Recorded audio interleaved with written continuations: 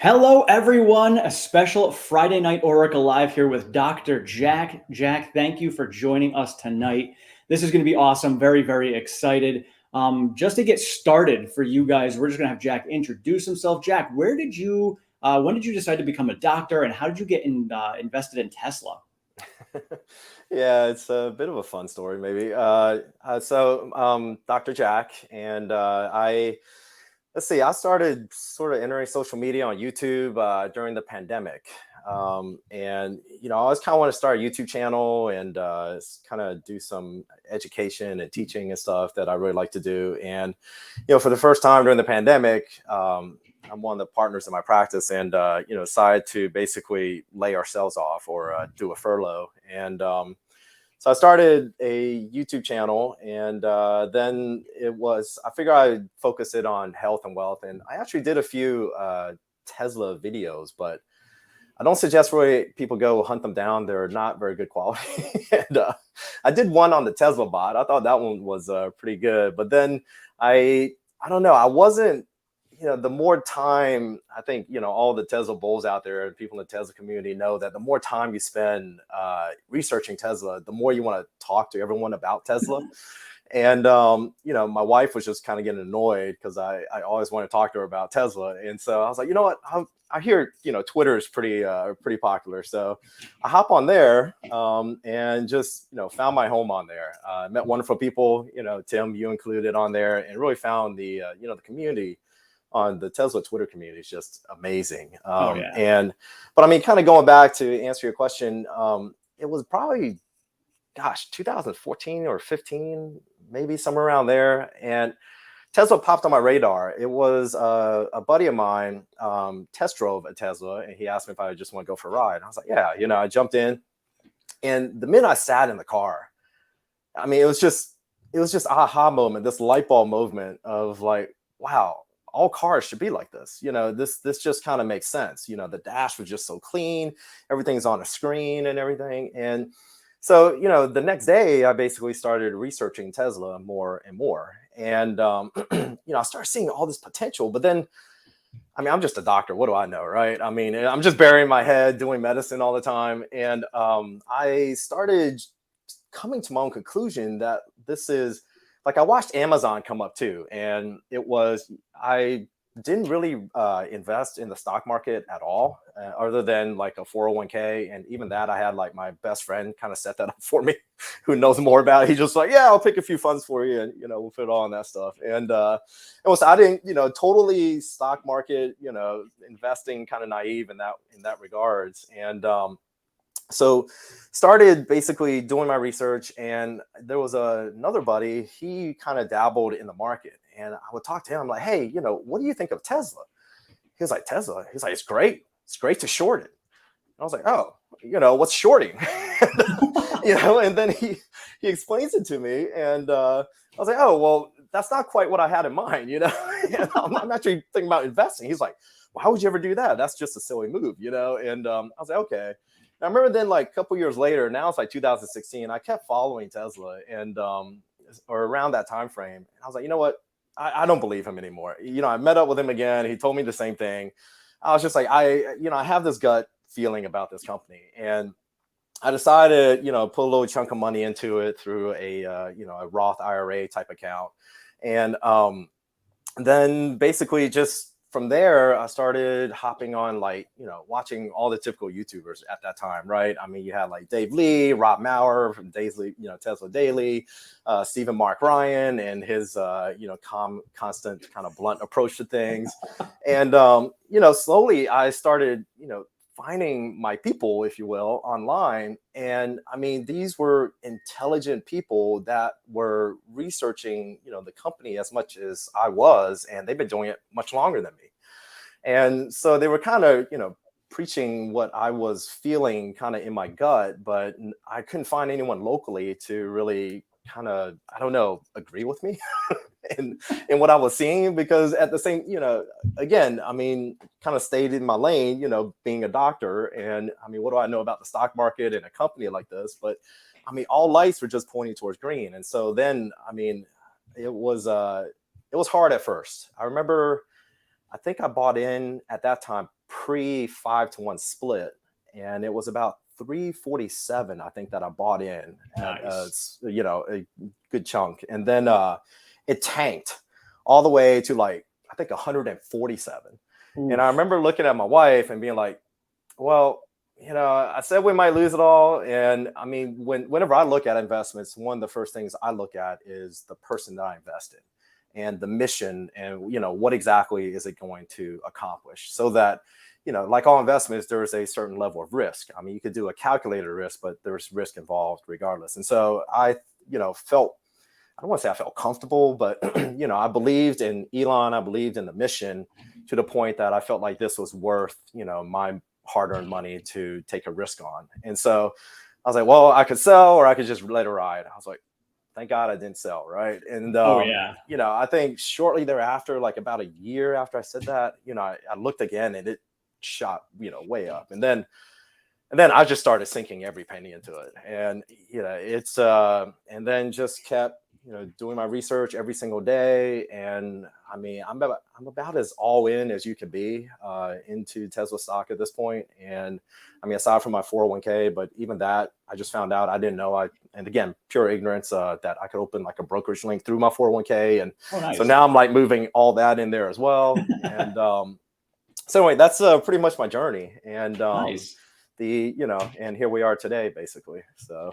Awesome. So, and now, are you invested in anything else right now, or is it just Tesla and your 401k?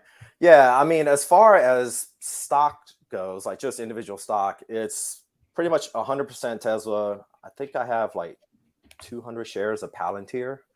And that was just like sort of an impulse buy. And, it's, I don't know, I kind of want to sell, but that tanked immediately when I bought it. And I haven't had a chance to really research it. And I mean, it was a quintessential example of where, I don't know, like a company like, Palantir, let's say, and a company like Tesla, I feel like, especially Tesla, it's right. The retail investors seem to understand the company so much better than the actual professional, if you want to call them that, Wall Street investors. And I mean, and I don't necessarily blame Wall Street for that, because of the fact that it is a company that has just so many verticals, so many legs. It's a complex company. And the average person, will look at it and just say that, oh, everyone's making EVs and, the competition is coming, and they're just constantly in that same state, right? Always coming, but never getting there. And I mean, I just feel like, I don't know, I'm just, again, kind of going back, keeping to my lane and just continuing to just invest in Tesla at this time. Kind of like, what's his name? Kogwon, is that his name? The guy, he's got like billions of dollars invested. Leo Leo, Kogan. yeah, Leo, yeah. And I was like, oh well, he seems like a smart guy. Surely, he must be doing something right too. So. Him, Ron Barron, Kathy. And it's like, it's so funny because like when I started investing, I started a long time ago, but I never really got into it. Started investing probably within the last 3 to 4 years, really focusing on it. But I didn't know. I had invested in some really cheap stocks because I didn't have a lot of money to put in. So I ended up losing most of that. Learned a lot from my dad. My dad was kind of teaching me, the good companies. You want to go with good companies, even though they're more expensive. You may only be able to buy one share versus 20 or 30. Yep. It's way better quality. You want to go with that. So I started to do that. And then I started to pick up a little bit on the Tesla community. And coming from my dad, who was more of a swing trader, I didn't fully understand Tesla. He's like, it's very volatile. It's hard to get into. And I wasn't comfortable. And literally at the time where Tesla wasn't how much money I had to invest, it was like, I would have put all of my money into one share of Tesla. And I'm like, do I want to do that? Yeah. I was like, nah. So I tried some other things, finally built up my portfolio. And then one of my friends, he actually works for Apple. And he's like, dude, are you invested in Tesla? And I go, no. And he's like, you got to be. And he told me this right after the inclusion into S&P. And so it already started its run up. But I was like, I got in and was like, dude, why didn't you tell me about this sooner? And so, of course, the rest is history. And from there, the more I've been doing this and the more I've been learning from the same people, Rob Maurer, Stephen Mark Ryan, listening to these guys, it's like, that's all they do. So you have the analysts who are focusing on a lot of different companies, a lot of different stocks. Yep. All these guys do is just Tesla. So sure, maybe they're biased because they're in it, but they're really diving in. They're getting every single bit of the nitty gritty, which is why I constantly watch us on Twitter. And I'm like, all right, so we get the news on Twitter from all these guys. And then a day and a half later, I see it pop up on mainstream media. I'm like, we get all this information way before them. And so for me, it's like, I've just been converting over. I started with one share and I got up to 5. And now it's like, I'm converting my portfolio up to 69%. And I know I'm going to go higher than that as well. So I'm going to keep on pushing it. I keep on thinning out of other stocks that I don't want. So I'm doing it slowly over time, but yeah, you got some rare advice. If I heard you correct, your dad told you to kind of more laser focus down onto like one stock as opposed to diversifying, right? Yeah, well, he also, wanted to diversify, but diversify in better quality stocks. Okay. So, and that's really what it was. And even my father just like, you know what? He's like not really comfortable with me having as much money in Tesla as I do. But I'm like, Dad, it's okay. I've got, I'm working on real estate to have cash flow generation coming in. So even if I lose everything in Tesla for whatever reason, I'm going to be perfectly fine. Right. So it's not a huge concern for me. But that's what I decided to do and go that way. Let's see. Yeah, hey, Kyra, no, it's I mean, friends of mine to this day, quite a few of them keep telling me that I'm crazy. They keep saying the exact opposite of what your dad said, and that is, oh, you need to diversify. What are you doing? You got a family to think about, and blah blah blah. And I tell them, well, it's because I have a family to think about is why I'm not diversifying. I'm all in on Tesla, and it's it's definitely. But to be a Tesla investor is definitely not for everyone, though, right? I mean, it is. I mean, I'll admit, I got scared. What was it early on when Elon tweeted that the stock price is too high, in his opinion, and now we realize in hindsight that was like a little kind of, I don't know, Easter egg, a little breadcrumbs about the fact that it was going to split. And when I found that out, I was like, oh, this guy's cool, And I love that about Elon because like there's so many people. I talk to Tesla Qs. I've got some people, who follow me and stuff, and they're constantly, Elon's just scamming everybody and this and that. And I'm like, look, I was like, Elon literally would just come out and tell us exactly what he's going to do if the SEC would allow him, but they won't. So he has to give us these little Easter eggs and give us like little hints, just like at the annual shareholder meeting where he's like, if you get these one-off opportunities where there's a sell-off because of Twitter, it's going to be a buying opportunity. And sure enough, the next 3 days he's selling and the stock price comes down. Right. If you pay attention to what he's doing, you've got opportunities. Yeah. And much like, a lot of the people in the Tesla community, I think that if once I started figuring when he did that tweet and I figured out that, why he tweeted that stock price was too high. I mean, that was when I started like literally watching every video I could find on the guy, online, and to understand who he is, what he's about and everything. And I mean, I feel like all these people like Tesla Q and everybody that just kind of bashes him. I mean, I don't know. I don't get where they're coming from. I think a lot of them probably lost a lot of money, shorting the stock, if anything, or they just have, I don't know, inferiority complexes maybe or something. I don't know what's going on there. But I mean, ultimately, I think that if you follow Elon and, just get to understand him as who he is, I mean, he's either, the greatest actor on earth or he's just completely genuine. And, I think he really means well. Yeah, and he had that interview last year where he's like, when it comes to me, you don't have to read between the lines. You just need to read the lines. He's a pretty straight shooter. And when you actually pay attention and listen to him, he's telling you like it is. And it kind of seems like he's holding back all the excitement that he wants to share with us. Right. But it's like, he's a genuine dude. I mean, just think about last night, with SpaceX and T-Mobile partnering up. Yeah.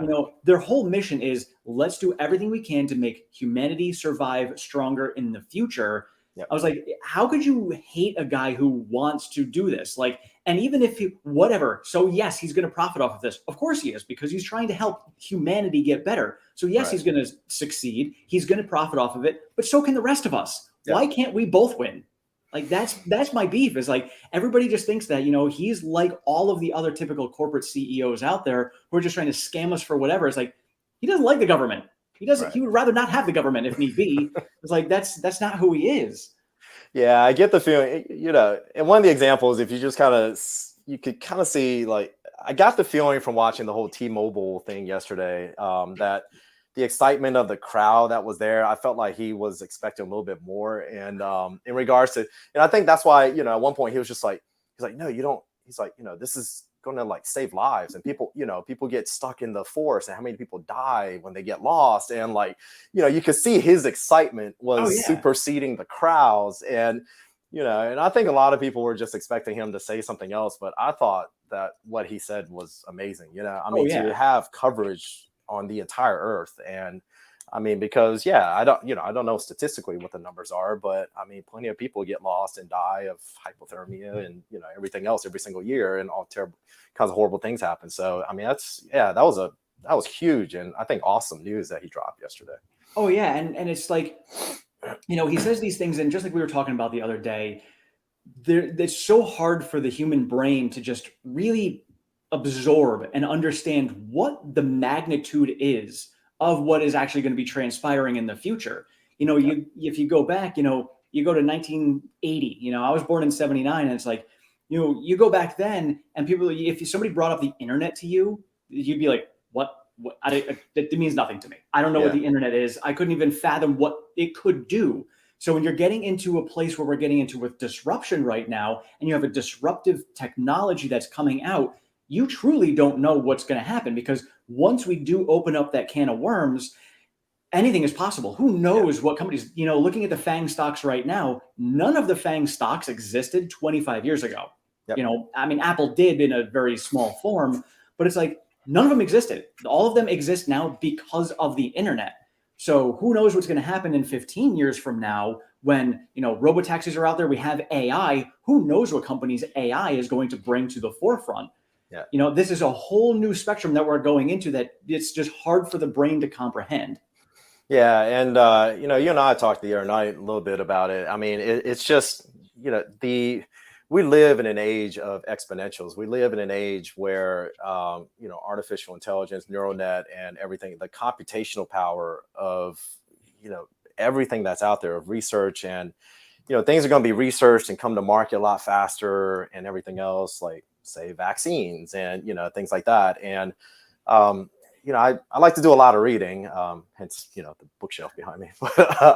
And I mean, several books I've read, they really talk about just how, this information age that we live in, and how everything, the human brain is used to seeing the pace of technology and things coming out at a certain cadence. And, when it kicks into overdrive, people become very uneasy about the technology and everything else. And they can't, the human brain is also really funny in the sense that it cannot really fathom exponentials very well. And that's why, these kind of parabolic curves and everything kind of throw everybody off too. And look at the S curves that are of growth, and people are like, no, and you just want to think linear, and it doesn't work that way. Right. Yeah, exactly. And so, and with Tesla, I feel like it's just at the beginning of this entire S curve. One S curve of many. There's that, common Dave Lee kind of S curve. Multiple S curves. The EV one is like tiny. Then the next one is was it FSD and robotaxis, and then I think it's energy, and then Tesla AI bot, right? And the Tesla bot Optimus. Yeah, and you think about when you're getting into the speed of how technology is going to grow. You go back before the internet. You as a doctor, if you were going out there, you needed to figure out what medicine someone needed. You had to go find a book, research it, figure out what's going on, read that book. Now you can go to the internet. You could type some things in, and it speeds up that process significantly. Now let's go down the road where AI is coming up, and AI will then do that search for you, which makes it even faster. And they can scour the internet significantly faster than you could scour the internet to find out the right solution to the problems. And I know you and I were talking about it the other day when it comes to healthcare as well. Think about the things that it could do to speed up healthcare and extending our lives. Yeah, and I mean, we're already seeing it, and I love technology, and I follow it quite a bit. Even into the healthcare realm, obviously. And so, I mean, some people listening or watching this eventually, they may or may not be aware of Watson, the IBM AI computer that was pitted against the world's top Jeopardy players, and how it beat them. And then that was quite a few years ago. And then they also put Watson, I was reading an article at my my alumni program, Memorial Sloan Kettering, this world-renowned cancer institute in Manhattan. And, they were plugging in information, and I mean, it was diagnosing these rare cancers and things, very, very accurately. And, in some instances we're diagnosing it more accurately than some of the world sort of renowned specialists in the field. And, again, you can't, even in the world of medicine, the pace of research and innovation, everything is coming out so unbelievably fast. It is impossible, to stay on top of every research paper that comes out and, case study and everything else. And so we can't compete. An organic life form cannot compete with a silicone life form in that regard. And I mean, it's it'd be interesting to see where it all goes. Will Neuralink, will we all have a Neuralink and, just start downloading stuff in like a Matrix like manner, or, I don't know, the future is going to come at us really fast. It's going to be scary. It's going to be crazy. It's going to be weird. Oh yeah. Well, and I think about, like, people are talking about the Pi phone. And they're like, oh, is this a real phone? A Tesla coming out with a phone? And I was like, Elon already said that that's old technology. Think about it. With the pace of technology right now, smartphones are, almost 15 years old now. Like, it's old technology. So if Tesla's going to come out with something, it's going to be based on Neuralink. And like Elon said, what slows us down is the actual act of typing. It's slow. So if you can think it and it happens, that makes it so much faster. So I think we will end up getting to that point where, you'll think something and it will come up, to send a message to someone or whatever it is. And that's how we can communicate in typing form. I think that's genuinely what's going to happen in the future. And it's again, like you said, it's going to be scary. You think about when cars first came out, people were like, what is this? Airplanes, get in a plane and fly somewhere. Yeah. Ooh. Jetsons. Yeah. Yeah. I think, and I always go back to, like, even with smartphones, I have my contractors are coming in all the time, and some of these guys are still using flip phones. I'm like, but these guys who are using flip phones are the guys who are like, I'm never going to use a cell phone ever. And now they at least have a flip phone. So it's going to happen. And then as the younger generations just grow up with it, that's going to be the norm for them. So, if you have a Tesla bot helping you around your house, some people may be like, what the heck is that? Younger kids are like, oh yeah, that's just Johnny 5, whatever, it's fine, and it's going to be the norm for them. Yeah. And I think, going along the whole realm of, or space of talking about just, innovation and research and just healthcare. I mean, one of the things that I've really taken a really strong interest in lately is longevity. And, we were talking the other night again about how it's just, the way research is currently being done. You have like, in vitro, in vivo, which means like in live things. In vitro means like, in a kind of like a petri dish type thing. And then there's like now in silico too, meaning that there's this kind of modeling based off of artificial intelligence to see how various drugs work and all these things. Like right now I'm doing research for, if you take a pill, I'm doing research for this, I don't know, probably do a video on it. I'm like all over the place with my videos. There's like, I'm staring at a whiteboard of all these things I want to do videos on. And I just don't have the time, everything opened back up and my videos just require so much research. But the thing I'm researching right now, and I've sort of taken a deep dive in, is this sort of in silico type research. And that means that, they're basically using computers to generate these models of how, take, for example, when you swallow a pill and how exactly it moves through the gut, and if there are, if there's milk or juice in there instead, and what position you lay down. And I mean, believe it or not, the absorption rate can difference between, the absorption rate can vary by like 80-some percent, 83% or 86% or something like that. And all that was done purely through technology and research and this, in silico. And I mean, there are companies right now that are looking to make an entire, in silico kind of modeling of the entire human body physiology. I mean, all the way down to the cells. And it's just, I mean, that's just going to be mind blowing, because if you think about that and what that means, and, it's just such an exciting time to be alive, to be a human these days. And it's because of all, the pace of innovation and technology, because of the fact that, I mean, when they complete something like that, what's going to happen is that, currently, if you create a drug and you do like clinical trials, to get through all the way to the clinical trials, I think on average it takes like 7 years or something like that. And, they'll be able to plug in this stuff into this model of how a drug's going to work, side effects and everything, and know probably within days or weeks. And it's just, I don't know, it's just mind blowing. The mRNA technology, with the vaccine, I think is amazing. There's so many implications for that in regards to, I mean, not just vaccines, but also for, cancer, how to attack cancer, even allergies and all this stuff. And Anyway, I can geek out on all this stuff all day Oh long. yeah. Well, that's what this It's is for. This is fascinating. a time to geek Yeah. out. And just a quick note. I have a thunderstorm coming through. So if you guys hear thunder, or if we shut off entirely, it's because my Oh, power okay. went out. So I apologize. No worries. But yeah, but I mean, that's great too, because, you know, they have to go through these clinical trials. They're using animals for different tests, and the animals aren't an exact DNA replication of humans, but at least it's close enough for them to do it. So Yeah. now being able to do it in silica, you know, that just tells me that they can just speed that process up. They can cut out a lot of steps along the way and go directly to that, Yeah. and then be able to research so much faster. And, you know, and like in your mind, just like, let's completely expand our minds right now. How long do you think a human could actually live for if we had all the exact right stuff that we took care of our bodies with? Yeah. So there's a great book to start with if you want to learn about longevity. It's by Dr. David Sinclair at Stanford, and it's called Lifespan. And he kind of dives into, like, you know, kind of the cellular nitty gritty. And from there, you know, you can jump off to all these various pathways. Like, we know why humans age now. And there are things that you can do right now that has been shown to increase longevity. You know, whether it is sort of, I call it extreme, but not super extreme temperatures, you know, whether it is cryotherapy or, you know, infrared saunas or something.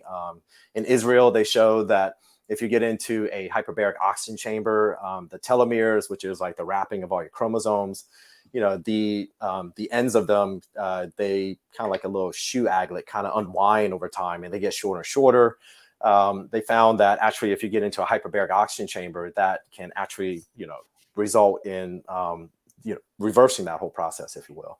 And so understanding all of that, right? First, I mean, as with any problem, you need to break it down as to what the actual cause is. And so, I mean, now that we know, I mean, you know, scientists and researchers are just going to town trying to figure out how to reverse all this. Like, you know, one of the things that I'm really interested in, and you know, I'm interested in starting to take, is actually metformin, which is a, you know, well-known diabetic medication. It's extremely safe, and this is not medical advice for, you know, anyone watching out there.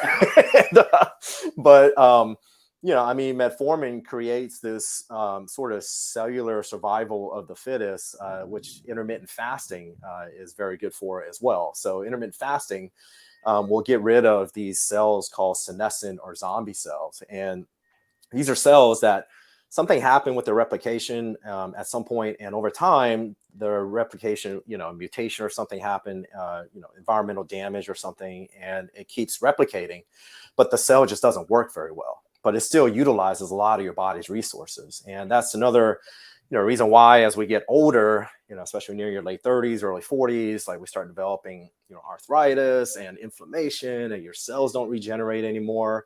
And why I always tell people that, you know, you are what you eat, truly, when you start entering your late 30s, early 40s, you know, really stay away from, you know, refined carbohydrates, processed foods, and all that. And I mean, I think that within the next 5 years, with all the research and everything that's being done, you will probably see a pill that we can take to increase our longevity. And if you follow the people that are kind of, you know, way, you know, into all of this, I mean, that's what they're saying, that within the next 5 years, you know, you might see this come out.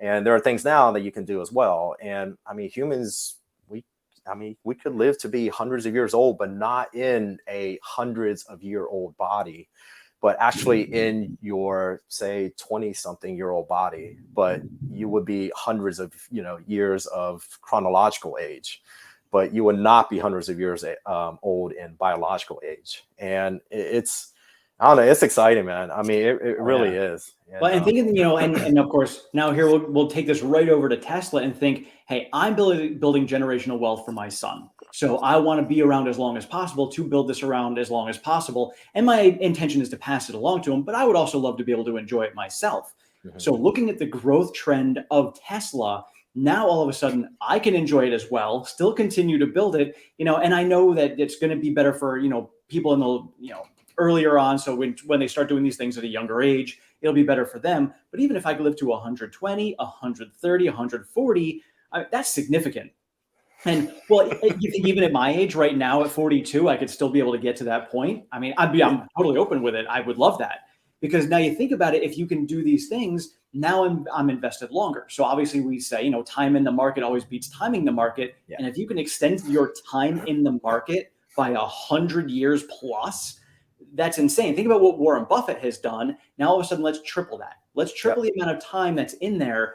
That's significant. And, looking at Tesla itself and what they're going to be doing to grow, and I would love Elon to live to 200 years old too. Think about what he could possibly do, and then we can go to Mars, and that really extends human life. And that really plays along exactly what Elon and the entire plan is when it comes to extending life, keeping the population, because if your population isn't dying off early, and if, you could be 180 years old and still have children, that's just going to help magnify and multiply the population as well. Yeah, and I mean, as Elon keeps pointing out, right? In developed worlds, we're just not having enough children to replenish the population. And you look at places like South Korea, I think they're like 0.87 or something like that. It's something ridiculous for every couple or something like that. Their population is literally like just dwindling at an exponential rate. People worry about overpopulation, all that. It's completely false. Human beings truly might not go out in a bang, but just, go out in a whimper where we just fizzle out and go. Yeah, fizzle out, just no more kids and stuff. And so, I think being able to live hundreds of years old is, it's going to be a good thing, maybe. But it has a lot of issues too.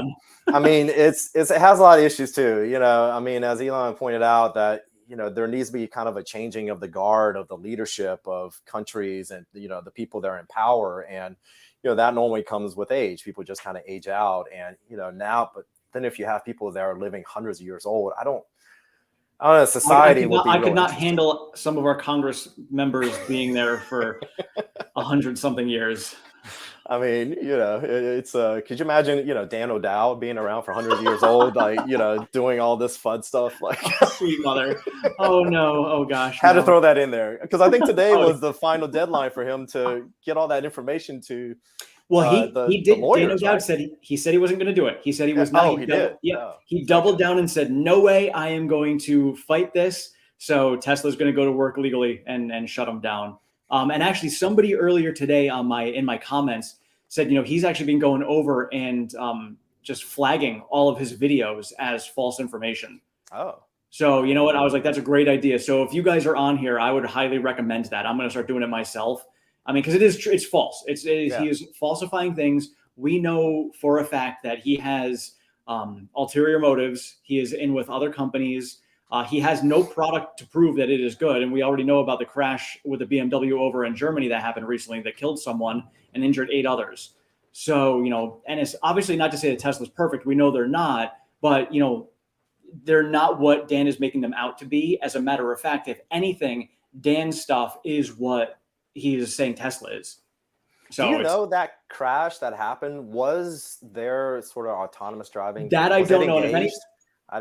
If any of you guys in the comments know, I know that he has contracts with BMW. Yeah. So I know that they are using his software. I do not know if that was the specific software that was being used in that crash, though. So if you guys know, please let me know. I do not know that. Yeah, because I remember reading that they found out that it wasn't engaged, but then I don't know. I never saw that kind of repeated anywhere else. But yeah, regardless, he definitely has. And I don't want to spread false FUD either. If it wasn't Dan's stuff, it wasn't. That's fine. Yeah. But we know that he's out there putting bad stuff out there. Yeah, I don't get people like that. I don't. Like, I just watched the whole Dan Ives and Gordon Johnson. I missed that. I haven't seen that yet. Yeah. Yeah, you should watch it. I love when the two of them go on there. Actually, it's usually Gene Munster and Gordon that are on there. I love that combination of the two. Yeah, I did a Twitter poll recently. It was like, who would you love to get drunk with, and whether it was Gary Black, Ross Gerber or Gordon Johnson, and part of me was like, I wonder if people are going to pick Gordon Johnson. I actually might pick Gordon because I think I don't know, to get him like drunk and get into his head and where he's disinhibited and be like, what's going on here, man? Yeah, what really is going on? You truly must not be drinking your own Kool-Aid, right? Because when I watch you, you don't seem like you believe what you're saying. So I mean, But he personally, seems like a nice guy. So. oh yeah, So. And same thing. Like I think Gordon's a good dude. Yeah. He definitely has ulterior motives. He has a connection with GM and all the legacy automotive makers. So that's definitely factual. Personally, I chose Ross Gerber because I've seen Ross on enough things. Yeah. Ross is just a fun dude. That he would be a good time wherever you went. Yeah. And I feel like Gary would be fun too if he gets all distant as well. I feel like you'll see another side of him. So. Oh yeah, I loved seeing Gary at the annual shareholder meeting representing the Tesla community. That was awesome. Yeah, that was awesome actually. All right, let's shoot through some of these comments here. What we've got. Thank you guys all for joining us here. If you want to hit that like button, bring up the algorithms. That'd be awesome. Nice to see you on here, Dr. Jack. Yes, and we would love to have Dr. Jack on more often as well. So we will definitely be doing this again in the future. Absolutely. Let's see. My wife doesn't like Tesla because of me. Why is that? Probably because you talk about it all the time. Tesla's like your girlfriend on the side. Yeah, I hear that a lot. Hey, what's going on, Jay? Let's see. Next week, what do you think about Tesla next week? Keep going down. Personally, so I don't know how much you follow the actual charts, Jack, but looking at where we're going, we're consolidating right now. The Fed came out with a very hawkish stance today. And because they came out with a hawkish stance, there's a very strong chance that we're going to be red on Monday. But I'm going to wait till tomorrow to see what the Fed has to say for the last day of the symposium. That'll kind of determine, I think, what's going to happen on Monday with the stock and kind of lead us going forward. But right now, it seems like a hawkish stance on the Fed. My personal feelings with this are the Fed needs to crash the market, but they're trying not to because of the inflation being so high. So they're trying to gingerly do this by raising interest rates, seeing the market come down, and then putting out a dovish stance to let the market grow a little bit. Then as soon as it gets to a point where it's a little bit stronger, they kind of crash it. But they don't crash it. They're just kind of keeping it at bay. That's my personal feeling. I could totally be wrong on this, but that seems like what they've been doing all along to get this softish landing that they're looking for. So I think we may see some more red next week. Looking at the charts, looking at the patterns, I still think we're going to trend downward, probably fill the gap in 247, and then bounce off of that end of the month in September. And then we're going to hit that production and delivery number in October and take off. Yeah, I agree with you. I mean, I don't know, to me, I don't get into all the technicals and all that stuff. Although my vocab has expanded a lot with all that. It's just, for me, I think it's all a matter of how long are you going to buy and hold? And, if you're going to buy and hold for, years, there's never a wrong time to buy a Tesla, in my opinion. Oh yeah. I mean, Herbert's, famous chart that I love, looking at all the various catalysts that are still left to come out this year. And, that will come in the upcoming years as well. Is just, I mean, it's awesome. I mean, there's just so many catalysts. We'll love to see where Tesla stock is sitting this time next year. And it's going to be nuts. And that's one of the things I try to make sure I pay attention to as well, is like remind everybody, like, I'm in this long term. I'm not swing trading. I do it a little bit in my IRA, but it's a long term, and really follow the fundamentals. The fundamental growth, there's a baseline when it comes to the fundamental growth of the company, and the stock price is going to be manipulated up and down off of that line all the time. But as long as we're trending upwards, that's all that matters. And like you said, buying at any time, and you're going to be holding it 10 years. You buy in now, you buy in later, you buy in at 400, you buy in at 200. It doesn't matter. You're going to win in the long run. And it's accumulating shares. And the only reason I follow it now is because I don't have a lot of shares. So if I can follow it and catch it on a downswing, that just means that I can add more for the money that I'm putting in and just get those shares sooner. And I'm going to be talking about all the future splits I see coming over the next decade. And I'll let you guys in a little bit because you're watching the live stream tonight. I'm seeing 4 more 4-to-1 splits with buybacks over the next decade. And I'll fully break that down over the next over tomorrow's video. But there's a little surprise that I came up with in my head that I realized is going to potentially happen at the end of this in the next 10 years. Blew my mind, because I'm like, everybody's buying the stock. You're like, hey, in 10 years, what can you do to retire on Tesla? I was like, but then do you have to sell your shares? What can you do with it? And then I realized what's going to happen in 10 years. And no, you're not going to need to sell it. You're actually going to probably want to buy more. And so I'm going to look at accumulating as much as I possibly can along that way. Buy. Yeah. And that's it. And of course, not financial advice. This is just what Jack and I are doing, is buying and holding. You can never, I don't know. I can never have enough Tesla stock. And I just keep on adding. And it's so nice at this lower price, because I'm like, ooh, I can add so much more, so much faster. This is exciting. Yeah, there you go. Let's see. A lot of FUD on the Bluebird website as well. A lot of production. A Tesla bot and Troy Tesla can prove them wrong. Actually, I've never heard of the Bluebird website. I will have to check that out. But yes, definitely a Tesla bot who's Kairov. He's in the comments here tonight watching along as well. And Troy Tesla, like both of those guys, awesome to follow. A Tesla bot actually just put out on Twitter today some info with the daily rates, the basic estimated daily rates that are going on right now. Not official, but look at those rates. They're pretty strong, and we have a long way to grow. And I know, like looking at China right now, people are concerned, like, hey, what happens with China? What happens if they shut things down? So at the moment right now, I think it's going to be not great for Tesla. We obviously saw what happened back in the spring when they were down for a month.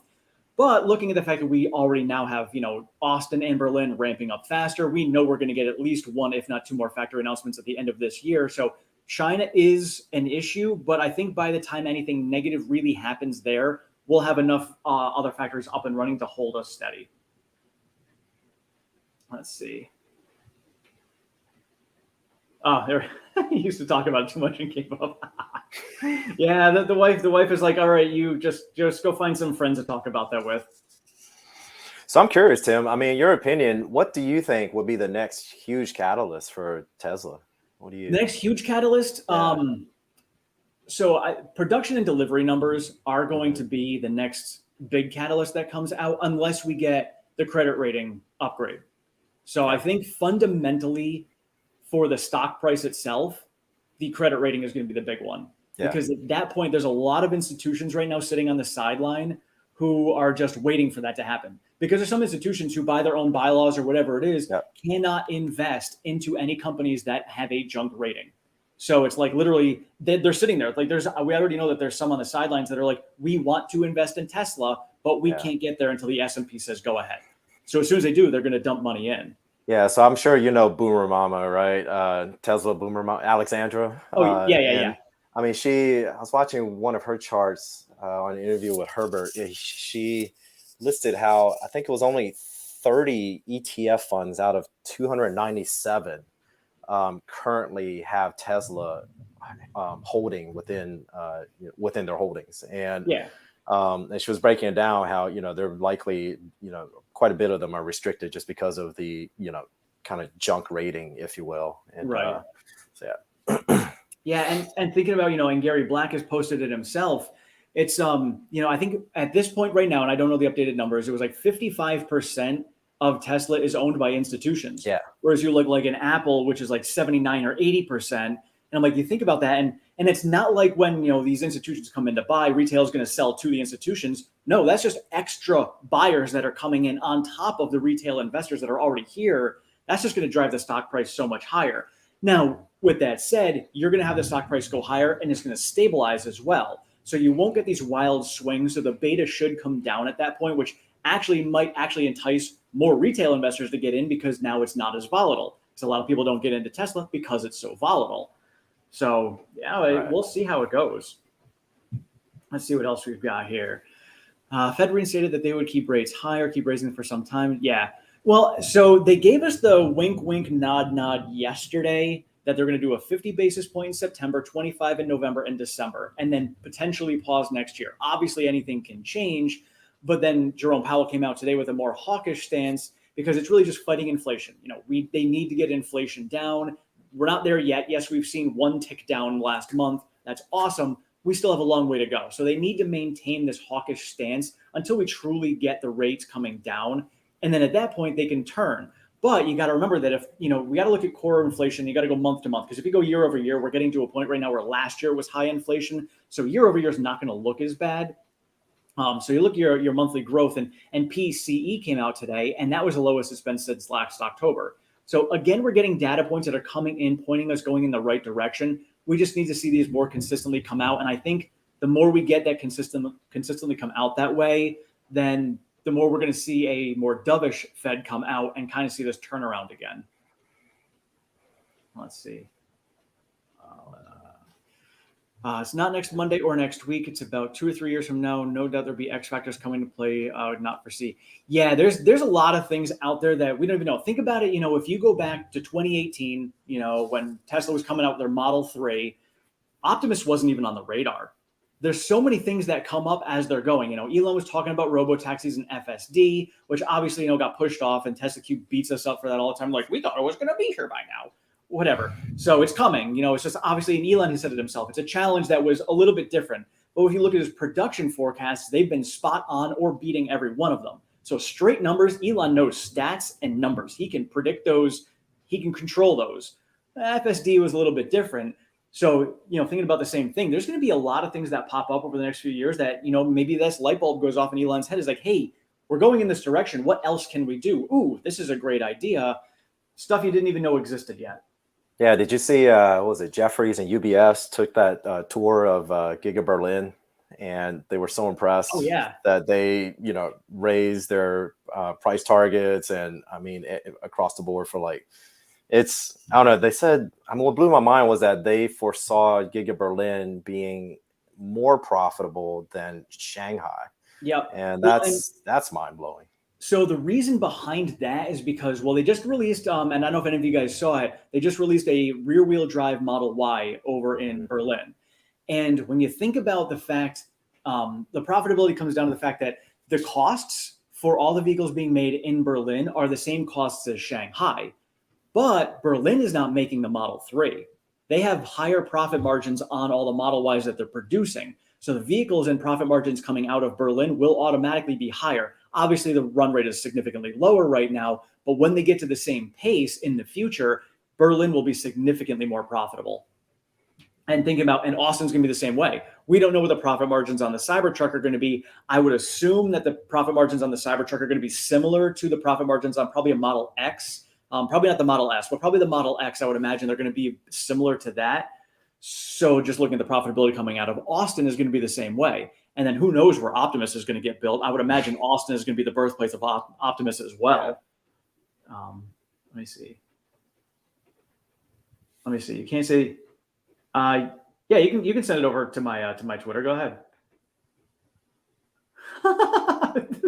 YouTube won't. It's the bots. The bots won't let you do it. It's got to be it. Love the name Angry Bald Man. Oh, yes. Well, it's funny. He and I chat all the time because, you know, I'm Happy Bald Man. He's Angry Bald Man. What's the best source to listen to business on Sirius XM? Oh, I don't know. I don't do Sirius personally. Yeah, neither do I. So for me, I mean, my sources that I get my information from, usually Twitter and YouTube. And as Jack said before, you know, the Tesla community is awesome. You know, when I first started my channel, I thought it was in over my head. I'm like, how can I compete with like Rob Maurer, Stephen Mark Ryan? Like these guys know their stuff. And one of the things I like about this community, it reminds me of when I was in college. I was a history major in college, and a few of my professors, one of the guys, his father actually stormed the beaches of Normandy, and he taught about World War II. I had another professor who actually worked for Gaddafi, and he taught about Middle Eastern culture. I'm like, you can't BS these guys. Just like the Tesla community, when I first started this channel, if I was wrong on something, I knew about it. I definitely found out very quickly that I was wrong. So you guys are awesome in the fact that you know your stuff. And that's why it's like when anybody Tesla Q comes out and I'm like, dude, you don't know. You clearly don't know because the community knows. Yeah, Twitter's interesting. You really got to watch how you say and what you say. It's it can be so misinterpreted immediately.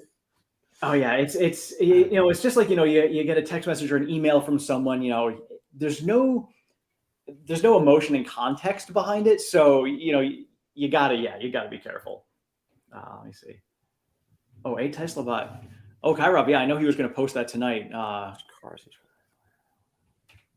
Yeah, he posted. So he posted the estimated run rates for all the factories on a daily basis, and I know he was going to break it down for more than that. So, so yeah, definitely check those out over there. If you guys are on Twitter, it's at a Tesla bot. There you go, Jack. Nice haircut. That was Dan. Because of you, man, I didn't get my haircut. Just so you know, I walked out of there. Seriously. No, I actually got there and it was an hour wait, so I didn't want to wait. So, all right, I'm gonna go through some of the questions because there's some people that I've got from the UK who aren't able to be on. So some questions that that people had were CBD brands in the UK. Do you know any reputable CBD brands in the UK? Yeah, I was gonna hop online and start doing research, but they, on my YouTube channel, Dr. Jack has your back. I started with CBD because I wanted to, add value. I felt like there was sort of a lack of, I don't know, a medical professional talking about CBD. And, I, so the Farm Bill in the United States was redone in December 2018, and that made hemp CBD legal. And, I am a pain doctor, anesthesiology pain doctor. And I mean, patients just all started showing up with CBD this, CBD that. They were taking it for everything, and they were reporting, a whole range of results. And I had no idea what the heck it was. And so, again, when I had some time off, I decided to do a little bit of research, but that little bit of research turned into, I don't know, research all the way up until now. And it was just like opening up Pandora's box. I just didn't know what I didn't know. And I just started finding out, I mean, all these amazing studies and how, the human body makes its own cannabis molecules. And I think a lot of people don't know that. It's called anandamide and 2-AG is the two most common talked about ones. And I mean, it is, and they find that, if you lack your body's own cannabis molecules, that you could develop these, you can have low endocannabinoids, which is your body's own cannabinoids, in certain disease processes like fibromyalgia and things like that, and the cerebral spinal fluid and all this. But I'm sort of getting off topic here. But I mean, long story short is that, I became a big believer in CBD. There's a lot to know, though, about the quality and safety of CBD. And, I did a video. It's called, what makes a quality CBD product. And you could click on my CBD playlist, and I suggest just watching that. And, the things quickly that you really want to look for, ideally it's a seed to shelf company. They do third-party lab testing to make sure there's no like pesticide, fungus, mold, bacteria, all that stuff. And also ideally, when the US, we have like a USDA organic certification. I mean, it'd be nice to see something in that regards too, because I mean, I don't know how it works in the UK, but here in the US, it's not regulated by the FDA. So literally everyone, their mother's making CBD. And I mean, I've had patients go buy CBD from like a gas station, bring it in. And I mean, it literally looks like swamp water. And there's even stuff floating inside of it. And I'm like, are you that's the worm kidding me? Yeah. I was like, you're putting this in your body. And, not all CBD is created equal. It's far from it. Actually, the WHO did a study, and somebody else did, WHO, maybe the FDA. They found anywhere from 70 to 90. If you go buy 10 bottles of CBD randomly, 7 to 9 bottles will not have what it says is in there, or have, impurities like pesticide, fungus, mold, bacteria, like all this other stuff that's in there as well. And so it's kind of a lot to know. I should just suggest checking out that video and just kind of going through that checklist. And a lot of times, go to the website, get what information you can. But then if you can't get it from there, then call up the company. I mean, way back when, I used to actually research companies for my patients, and I stopped doing that because you typically got to get on the phone and call them and ask all these questions. Even then, they're not forthcoming about it. So sorry to skirt the topic there, but hopefully that'll kind of send you down the right path for that. Yeah, no, that's good. So yeah, if you guys aren't subscribed, check out Dr. Jack Has Your Back. Check out his channel and check his stuff out over there, especially his cringe Tesla videos. Those are the best. The Tesla pot's pretty good. Yeah. Let's see here.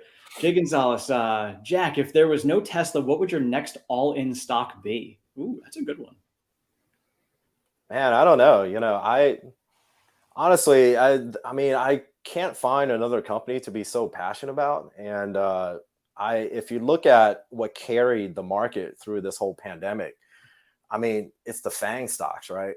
I mean, I probably wouldn't have one stock. I would probably just create my own ETF of those, stocks, and just kind of divvy it up sort of evenly there. And I mean, which is why, I talk to people all the time about this, is that, these index, S&P 500 index ETFs. Now, I mean, everybody, viewing, you do you, but I mean, this is just the way I view it all, is that, those 500 companies, I mean, how many of them are zombie companies that are just, along for the ride because of the fact that, I mean, everyone is just automatically putting so much money into their 401ks these days, and they're going into the S&P 500 index ETFs. And I mean, you cannot say that the, let's just do it, even top 250 companies are equivalent to the bottom 250 companies. And I mean, many of those are, very inflated stock prices, in my opinion, and you're supporting those companies that, frankly, don't deserve to be supported off of, their business practices and everything. And so,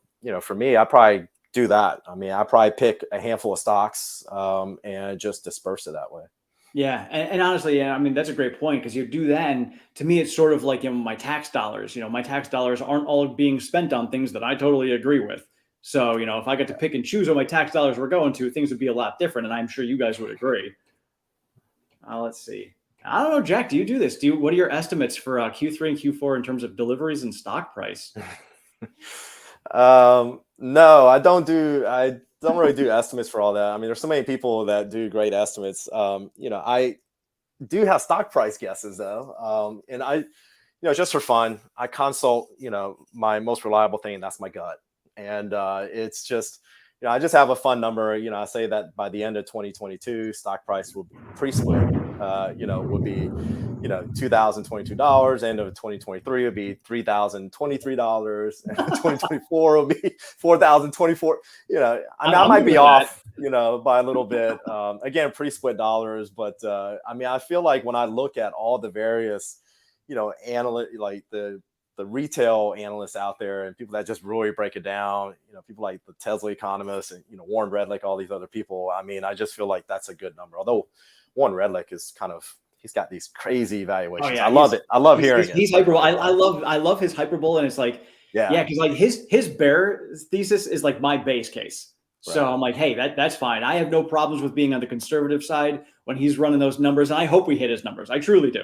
So right. I think that'd be absolutely awesome.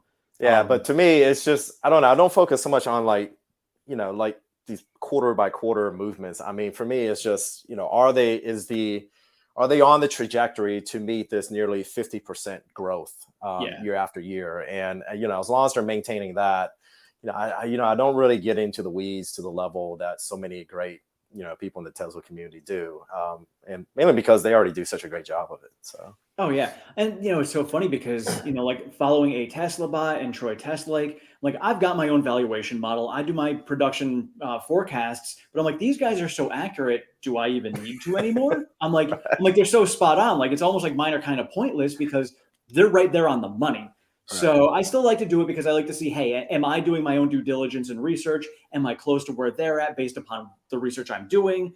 So, and of course I use their research as well to help me out. But I've got to do my own, and I always encourage everybody to do their own due diligence. Mm-hmm. But then there's some people like you who are just like, what, I trust all of this. I have faith. I'm going to go ahead and put my money in and just let it ride. And whatever happens, happens because I know it's going to go up. Yeah. I mean, I just follow the process and whether they're executing more than anything else. Yeah. Let's see. Vinny. Yes. So Jack, this is Vinny here, Investment Club. Oh, so, hey. Yeah, if you guys don't follow Vinny either, check him over on Investment Club. Subscribe to his channel, help him out. And Vinny's awesome. He and I are the ones who usually do our Friday night live streams. Nice. Let's see here. Let's see. I got some other questions here. Running down natural ways to lower blood pressure. Now, I know you're an anesthesiologist, so I don't know if this is in your realm of expertise, but I'm sure you know something about it. Yeah, I mean, as an anesthesiologist, I mean, blood pressure is like our forte, right? So it's, I mean, natural ways, it's, kind of the old tried and true diet and exercise, right? I mean, it is, your blood pressure is a marker for the, how hard your heart is pumping and the pressure within the blood vessel walls and everything. And so, you definitely want to keep that within check. And I mean, if you let that go on for an extended period of time, I mean, you can get, your heart muscle can grow too big. And I mean, that's not a good thing because your heart can really, meet the supply demand issue with oxygenation to a bigger muscle and everything. And I mean, it's just, maintaining good cardiovascular exercise. I tell people all the time, especially my pain patients, that, as we get older, I think everybody should look into yoga or Tai Chi for exercise. If you're going to do some type of regular cardiovascular exercise, something that's low impact. And, I always tell people from low impact to highest impact, it goes from like swimming to the elliptical machine to a treadmill machine or a, stationary bike, like a Peloton, to a treadmill machine to, running on concrete or running on the dirt. I always tell my patients, don't run on the concrete. That beats, jars back up to your body a lot more. Run on the dirt next to the concrete. I know that from experience. Yeah. And then actually the worst thing you can run on is actually on the beach where the tide goes out. That compacted sand is actually even more jarring to the body, higher impact than running on solid concrete. I did not know that. I know we've, just running on the soft sand that's hard. Like that'll tax your body a lot more. But I didn't realize that the compacted sand is worse. Wow. Yeah, and then just stay away from processed and refined carbohydrates. Reduce the amount of sweets. Don't buy into the fake sugar stuff. Just Google, can fake sugar cause, weight gain, or, you'll come up with, you'll see all this basically data and literature about it all. And over 50% of the US population now is overweight, and I see it show up in my pain clinic. I was kind of kid. In my pain clinic, the population is made up of, older folks, just kind of getting eaten up by arthritis, unfortunate people that have had horrible, traumatic incidents that happen. And then it's the late 30, early 40-year-old that, just hasn't taken care of themselves. Typically they're, smoking is a big risk factor. Smoking decreases blood flow to the spine and to joints. You prematurely age inside and out. It decreases your pain tolerance.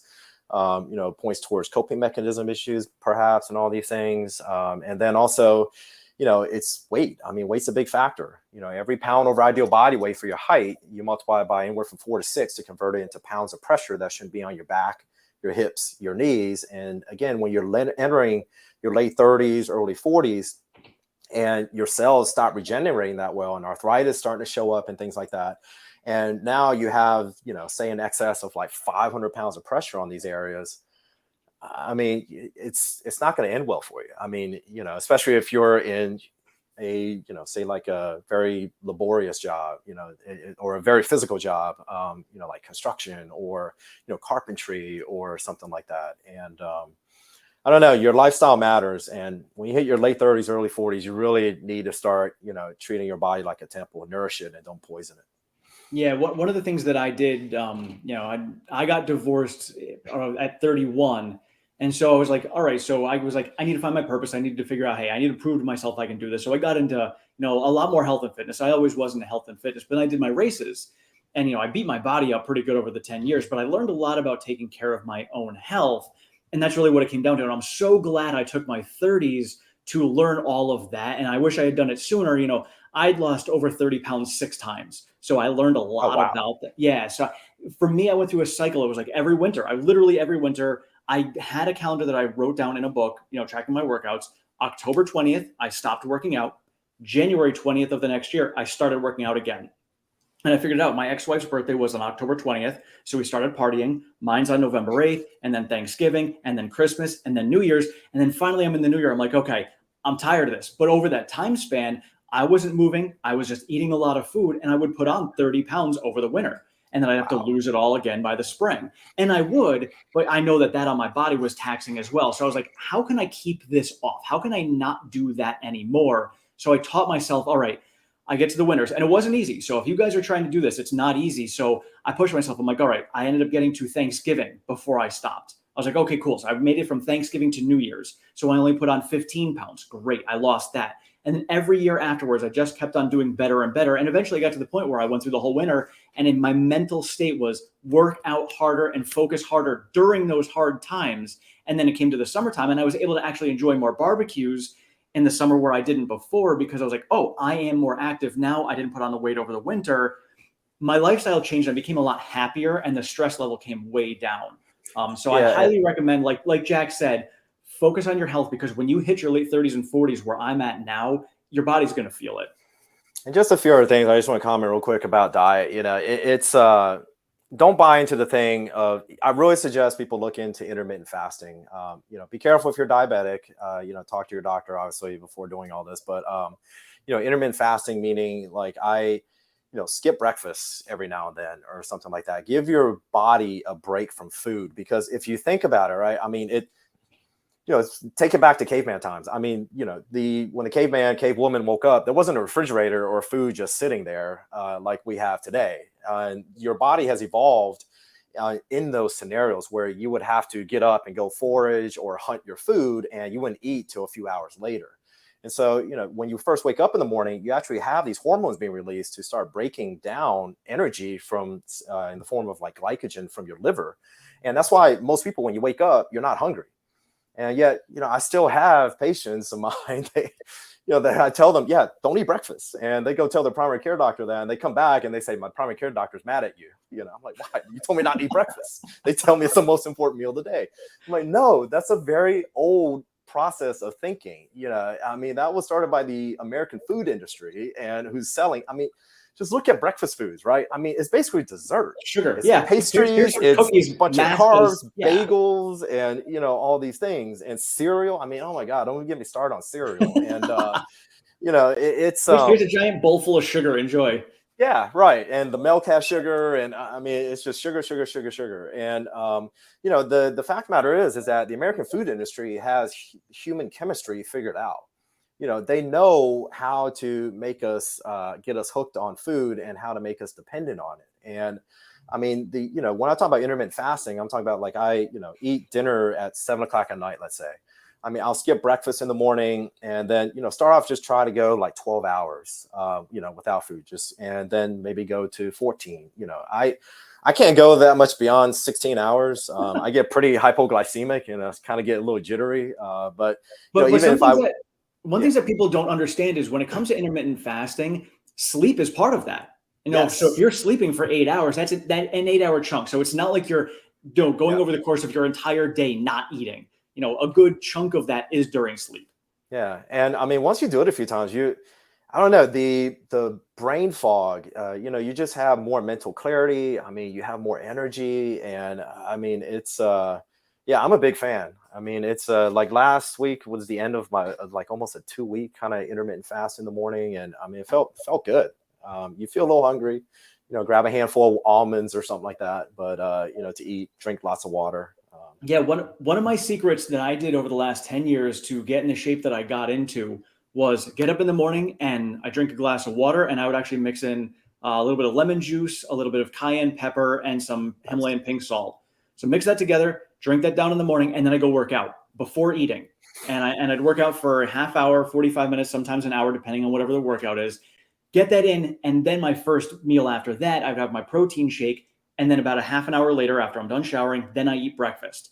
And you get your blood pumping, you get your endorphins going. So you're just in a great mood to begin the day. And now your body's going to be burning calories like that all day long, no matter what you're doing, because you've already got your heart rate up.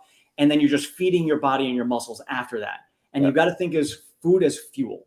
And if you're thinking of food as fuel versus something that's just satiating your palate or your stomach from grumbling, if you think of it as fuel, then you think of it differently. Like, I tell people all the time, you've got your vehicle, ICE vehicles. I know we're talking about EVs, but when you got a gas car, are you going to put, are you going to dump dirt into it? No. You want to put good gas into your car to have it run properly. Your body's no different. So, you just can't replace your body like you can with a car if it breaks down or falls apart. You've got one body to live with, so make sure you fuel it properly. Yeah, and along those same lines too, I just want to remind people of a few other things too. It's physical weight gain and physical activity versus your diet. Realize that on average, you're not going to be able to exercise your way to meaningful weight loss as you get older. About 20% of weight gain is actually due to inactivity. They actually compare like a sedentary office worker to a construction worker and, measure the metabolism and their calorie burning and all that. It's not that big a difference, believe it or not. And so, it really boils down to what they are eating. 80% of, weight gain is due to what you consume in solid and liquid form. And if you drink sodas, just stop. Liquid sugars are the worst. Yes, it is. And, and if you're juicing, I've had many patients say that too. Oh, you'll be so proud of me, doc, I'm juicing. And I'm like, oh, well, what are you juicing? It's like bananas, apples, grapes, it's all sugar. And they took away all the fiber. And so they're just basically, having all of this juice, it's just pure sugar. And it's not good for you. And and just one more thing on diet, do not also believe the other myth is, the whole thing of like eat more frequently, small meals throughout the day. They've done studies on that. All they found was that, people, the vast majority of people, they don't eat better. They actually just eat more junk more often throughout the day. They just eat a lot more calories. And while on the topic of calorie, do not calorie count. That is hogwash as well. You know, eating 100 calories of, say, almonds is very, very different due to fiber and the way that your body absorbs it over a period of time, and your insulin, how it rises, versus, say, 100 calories of a Twinkie, you know, which boom hits your body and gets absorbed, you know, causes this shock to your system, and then it bottoms out, and then you're immediately hungry again. So, you know, calorie counting is another myth. That's also not a way to go about weight loss. Yeah, to me, it's always just about the quality of the food that you're taking in. Yes. Eat real food. And I don't know if you know this one. Any recommendations after gallbladder has been removed? I don't know. Can I phone a friend? Can I call my general surgeon buddies here? And that's okay, because I know some medical stuff, you know, sort of like financial advice. We don't want to give that on here. So yeah, no, we'll try our best with these, but if we can't, we don't want to. We don't want to give any bad information. We don't want to give Dan No Doubt information out here. Yeah, you just gotta be careful with fatty foods at that point, I think. So let me see. I can do anesthesia for a gallbladder though. Yeah, yes. Yeah, I've always wondered why my American breakfast is literally dessert. It's ridiculous, and that's one of the things So when I used to work in a gym, we had these women who come in. They would do Zumba, and they'd be like, "Why can't I lose weight? I do Zumba like 7-8 times a week. I'm burning all these calories." And I was like, "Yeah, but then you come up to my bar right here and you ask me for a 900 calorie sugar shake." I'm like, "You're not going to do it." And you're like, "But this is all I eat over the course of the day." And you go, "That's another problem." I was like, "You're not fueling your body at all, and you're only fueling it with a jar full of sugar." I'm like, you fiber. You need so many other nutrients in your nutrition to be able to function properly. And let's see, hold on. I know. And at the same time, just to kind of quickly bring up, you know, I'm very big into the gut biome, the microbiome. We are finding so much about that, and like I did a whole 3-part series about the microbiome on my channel, and I did a really deep dive, and it's just so important. I mean, because I have this whole theory, and that is that, you know, we're about the same age. Our generation, you know, we grew up, if you stubbed your toe, you got like antibiotics, it seemed, from, you know, your doctor. And I mean, hence we have all these super bugs and everything else. But the thing we don't want to appreciate is that when you take these antibiotics, it wipes out all the good bacteria inside your gut. For those who don't know, you know, the microbiome, your gut biome, that's all the good bacteria that's inside your gut. And we're now finding that, I mean, these good bacteria, if you don't replenish it through a proper diet, and, you know, eating things like pickled foods, sauerkraut, kimchi, drinking kombucha, tempeh, you know, all these other things, you know, live culture yogurt, that you can develop things like a leaky gut. And, you know, these food products that leak into your body cause allergies. You know, they found that there's this gut brain axis as well. You know, they used to think, and they're finding that it's tied to, you know, depression and anxiety if your gut biome is very bad. There have been really interesting studies done where they took the gut biome of a obese mouse and basically drew up their poop, squirted it into a skinny mouse, basically a poop transplant. And, you know, that skinny mouse ended up gaining a lot of weight. And so there's also, you know, it also plays a big role in that regard too. And, you know, for weight gain and inflammation as well. There's a lot of research doing that. So, you know, definitely research gut biome and all that stuff too, especially if you suffer from like GI issues and things like that. So yeah, I know I had IBS for a while, and I know a lot of it was stress related. A lot of it was stress related from the divorce.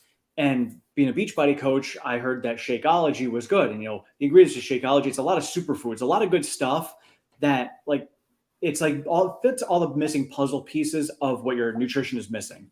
So if you've got, you know, this in here, and hey, your nutrition's missing all these different things, this filled it up, and like almost instantly it was gone. It was amazing what it did for me. But that just proves that, you know, if you are eating the right types of foods and all of the right amounts of those types of foods, you can solve a lot of the issues that you have strictly through diet. Yep. Let's see what other questions we got. Hold on, TM. Can we talk about Tesla? Yes, we are going to talk about Tesla. We did it before. So a big reason why I wanted to have Jack on here is because we all love Tesla. We want to invest in Tesla for as long as we possibly can. And, you know, we're all long-term investors. So what we want to do is, how can we take care of our health to be able to invest in this and enjoy it longer? Because one of my things when I was growing up and getting older, you know, in my 20s and 30s, I was like, all right, well, you know, I don't want to be that 70-year-old guy at my grandkid's wedding, you know, sitting there and, not being able to dance because I'm just sitting there, my walker's next to me. I didn't want to be that guy.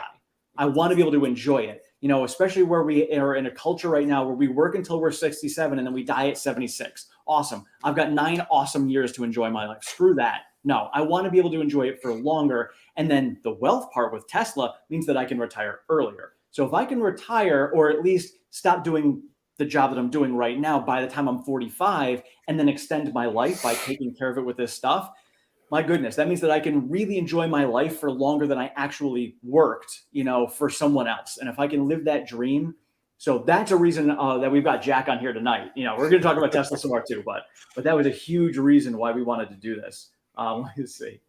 And by the way, if you guys are watching this and you're a fan of Tesla and everything else, you definitely got to join the Tesla Twitter community. Oh, yes. It's such great people on there. I mean, it really is. I've never come across a community of just such smart, open-minded people. And it's I mean, there are a few, that just like anything else, there's a few fringe people but overall, that, it's like, all right, but you're going to get that anywhere. Is wholemeal bread actually any good? I don't actually even know wholemeal bread. I don't know what wholemeal. Yeah, if you want to explain what that is, I definitely maybe you're using a term I'm not familiar with. Let me see. Does intermittent fasting with just water for a 24-hour period good for you? Yeah. So the people, I just can't. I get pretty hypoglycemic, so I can't do it for a whole day. But yeah, there are people that will fast for like a whole week or several days in a row. And supposedly, if you fast for, back when I did my research on it, it was like 2 days at about the 2nd day mark. If you can get to that point, you start to feel pretty darn amazing. Something, chemically inside your body starts to happen where, you're just, this cleanse basically just kicks in, I guess. And, again, the brain fog, and you just feel better. You just have more energy. And but if you have health issues, definitely talk to your doctor before doing something like that. Going for 24 hours without food, that's challenging. Yeah. And I know, like somebody explained to me when it came to intermittent fasting, similar to, it's like your muscles. You can't work the same muscle every single day. You need to give it time to relax and recover. And your organs and your body digesting is very similar. You've got to give it that downtime. So fasting gives your body that downtime, which is why it's like, oh, I feel cleaner. It gives your body a chance to really kind of flush everything out, get yourself a reset, and then you're back at it. So yeah, so kind of going back to that, the caveman times, right? In regards to, there wasn't food always around. Our bodies have evolved to where it's okay to occasionally go, for an extended period of time without any kind of food. And I can kind of quickly talk about like the whole longevity aspects of it. When you fast, and what you're doing is basically you're limiting the amount of resources to your cells. In the form of glucose and things like that. So what happens is that those senescent zombie cells are utilizing a lot of resources, but they don't really function very well. Your body is survival of the fittest on a cellular level. What happens is that those senescent zombie cells end up dying off, and your stronger cells end up sticking around when you do that, and those end up going on to propagate. And so that is, why they're finding that people that do these intermittent fasts, they kind of do this, if you want to call it a cellular cleansing type of thing. And that kind of ties into the whole metformin, route and everything else and mechanism. But anyway. And so you guys know too, when you're doing a cleanse or you're, trying to do, the cellular cleanse that Jack is talking about, often what happens is you get a headache. And some people think that, oh, what I'm doing is not good because I'm getting a headache. The reason you're getting a headache is because your body likes the good fuel coming in. When it gets that fuel, it immediately says, ooh, I only have so much fuel I can take in. I need to dump the bad fuel that's in me right now. So all the cells immediately like, ooh, fiber coming in. This is good stuff. That sugar stuff I don't want, dump it. That dumping, that cleansing is what's going to cause that headache in many cases. So it's not a bad thing. It's going to be hard to deal with, but that's just a natural side effect of you actually doing the right thing for your body. Yeah. Let me see. I don't even know how to do that, Aura Wizard. I will find that out. So I apologize I won't get it done this time, but I will do that in the future. I didn't even know it was a thing. I will figure it out. Let's see. Yeah, we got bots. It's not good. Let me see. Here's Darth Michael. Let me see. Do you think Tesla honors Cybertruck FSD price, and how many people will flake out if they order they don't? That's actually that's a good question too. I really hope they honor it, honestly. I think they should, and I think they will. I think they will too. Yeah. I mean, I think they're going to raise the cost of the car. But Yeah. I, that FSD, I mean, yeah, I think they're going to honor the price. But I saw somebody tweet, they're going to jack up the price of the car by like, 8,000, but leave FSD the same and just, charge in there. People are like, yay, Well, and now think about this. If the Cybertruck, depending on what trim you get, and the dual motor might actually qualify for it, for the EV tax credit. So if you've got the EV tax credit, that's going to knock down $7,500. So theoretically, your FSD is $7,500. So pretty close to the 7,000 that they had. So I think they're going to do it. But I'm really curious though, how many people have, 2, 3, 4? Because you think about, it was only $100 to reserve the thing. How many people reserve like a dozen Cybertrucks? Yeah. I don't know how many people are actually going to take them. If FSD is a reality, maybe they're going to take them and use them as robo-taxis. I don't know. There's a lot of unknowns in the future, but it'll definitely be interesting to see how this plays out. Dan, FSD's price is locked in. Maybe you know something that we don't know, huh? Let's see. How many shares does Dr. Jack have? Are you willing to disclose that? No, I'll keep that to myself. Not enough. How's that? Jack said that he dumped in a good chunk of money into Tesla before it split the first time around. Yeah. Make your own guesses. I mean, I'm no Dave Lee in that regard, or what's the other guy? Stephen Mark Ryan had I don't even know what he's at. Last I saw, he had 6,000, but I know that was a while ago. So he's got to be close to 9,000, 10,000 by now before the split. Before the split, wow. Oh yeah, I know. I think it was back in the spring. He had 6,000 pre-split. So yeah. So he's got a lot. Let me see. TM, investing in Tesla, healthy. Yes, it is. Very healthy for your wallet. Yeah, exactly. Let me take a quick look. I have one. I got a couple more here. Back to health and nutrition here. Hold on a second.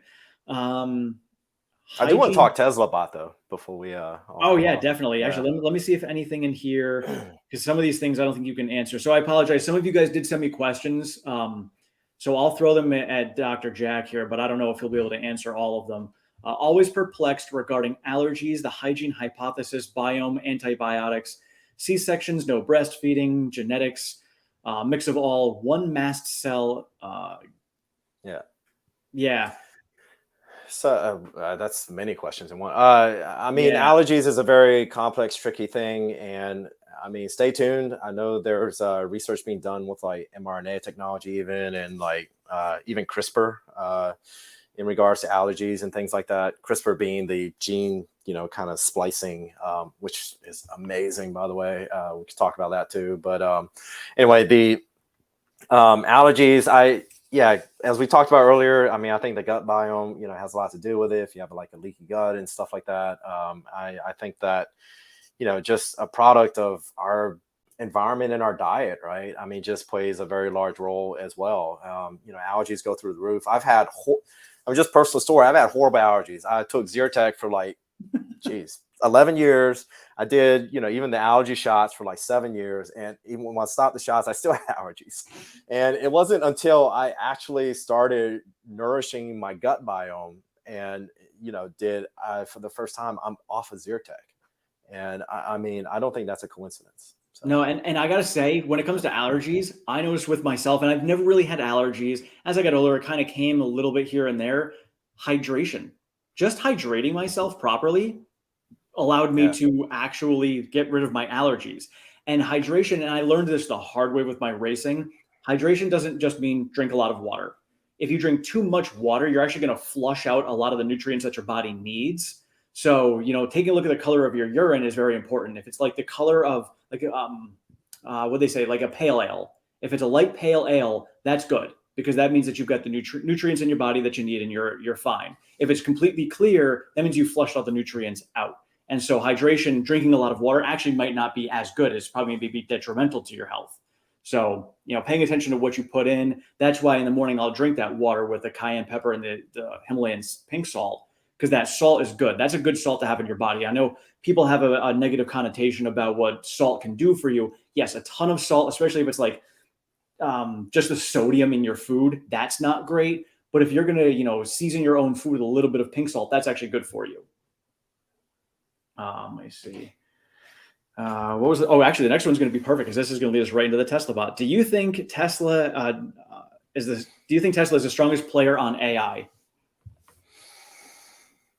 Man, I don't know. I mean, I think that they're definitely getting up there, right? It's, I mean, for what, for watching the AI day, it was like the first day of medical school. I understood maybe half of what they were saying. And from what I see, their AI, I mean, Dojo and their supercomputer they're building, I think he said now is the number 3 biggest most powerful computer in the world. And I mean, it just seems like it's just all about the cabinets, and it's just they can just scale it, right? I mean, it's just a matter of just building it and just building more of them. Building more of them. I mean, that's just how my simple mind kind of understands that. And so, I think that they're on the way. What do you think?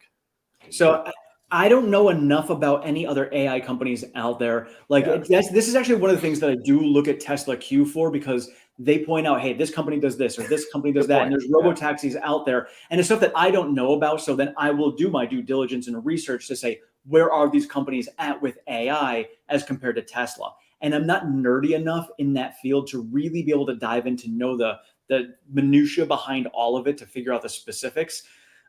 So I just seeing what Elon is talking about, the direction that we're going. I don't know if it's going to matter whether they're leading the way or whether they're just at the top. Even if they're in the top 5, I think that's all that matters. And then we look at Optimus, and I know you and I were talking about it the other day. It's like there's AI that's out there, and then there's robotics that are out there, and Tesla is putting the two together. And that is one thing that I don't know if anybody else has. And if you guys know, definitely mention it in the comments here. I don't know of anybody else who's putting the two together like Tesla is. Yeah, I mean, I was sort of the conclusion when I was doing my research for the Tesla bot video that I did, which is the only Tesla video I'm proud of making. And it was that, I went and looked. I was like, okay, you have Boston Dynamics, which has these robots. It's really cool, right? They show them dancing, flipping, doing all these really cool things, like parkouring, basically. But then they have like little ball hands, right? And I was like, well, okay, so that's missing, And then if you go research it, okay, there is a robotics company, and it has fine dexterity, and there's even one that's like an arm in the ceiling, comes down and cooks for you, and all these things. And, they got the energy figured out, the powering and all that. And, what's the missing piece, right? I mean, the missing piece is all these sensors that's already inside of the Tesla vehicles. And, if it's able to track and do all these amazing things going down the road at 70 miles an hour, I mean, for it to go at 4 or 5 miles an hour so that, humans can run away from it. And have all those sensors and just, to have real life, artificial intelligence training like that, it's mind boggling. I mean, it's, what can that robot not do in the future, right? And thinking about the AI that they're creating with FSD, it's a matter of, all right, we're using the human senses, all of the senses that we currently have, and they're just magnifying it. They're taking it to superhuman and beyond levels that we can't even comprehend because we've never done it. You have to look at like comic book movies and things like that to actually understand what the capabilities are going to be of Optimus in the future. And then, it's just going to take time, just like they're doing with FSD beta right now. You've got FSD beta, it's learning the roads. And, humans are inputting all this information, teaching this AI how to learn itself. And then as it learns more, it learns faster. And that's the piece that it's hard for people to grasp, is the speed at which this AI is going to be able to self-teach itself.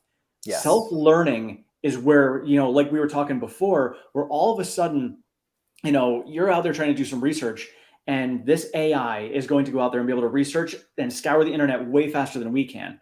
Well, now this AI is going to be out in the real world. It's going to take in information and process it so much faster than we can process it ourselves.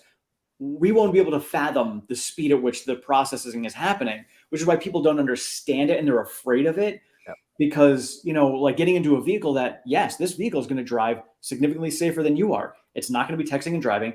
Optimus is not going to have emotions. So it's not going to have emotional reactions to anything. It's going to be straight logical reactions to anything that happens to it. And it processes all this information. Something's coming at me. How do I react? Bam, I've got my decision done. It's it. And that piece is something that a lot of people don't understand. And as it grows, it's going to grow at such a rate that you're, like we said, you're going to have it in the factories doing very basic stuff early on. But by the time we hit, 10 years from now, you're going to see this thing being a very good humanoid robot that I think could potentially be in homes. Yeah. Yeah. I think sooner than that. I mean, when I say that the future is going to come at us and it's going to come at us quickly and it's going to be weird, I mean, just imagine, right? I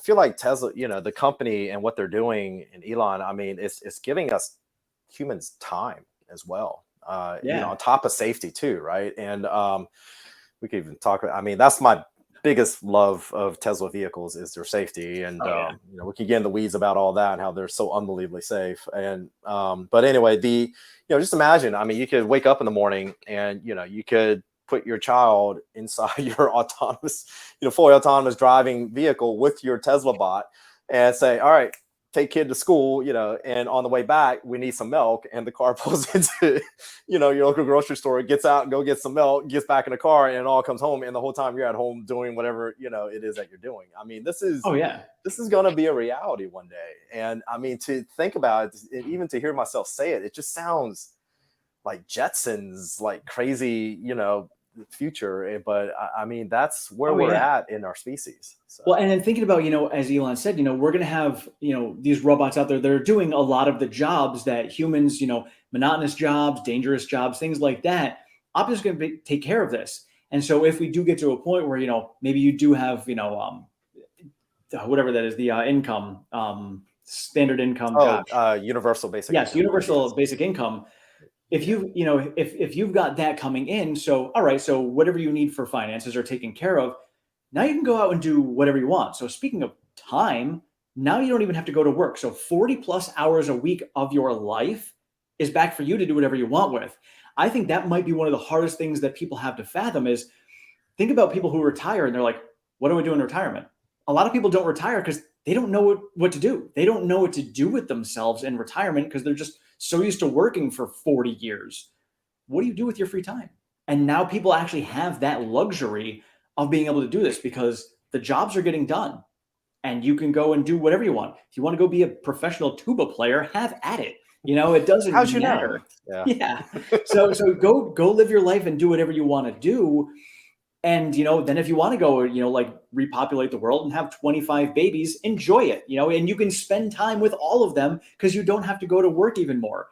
And I think a part of it, and I know talking to people like in my social circle, having children, we want to have kids, but it's like, well, we can't have kids because we're never going to be with the kids. The more kids we have, the less money we have, so we can't afford to have them. I have enough friends who have decided that their wife has to stay home from work and she's not going to work anymore because putting kids in daycare was actually more expensive than her just staying home.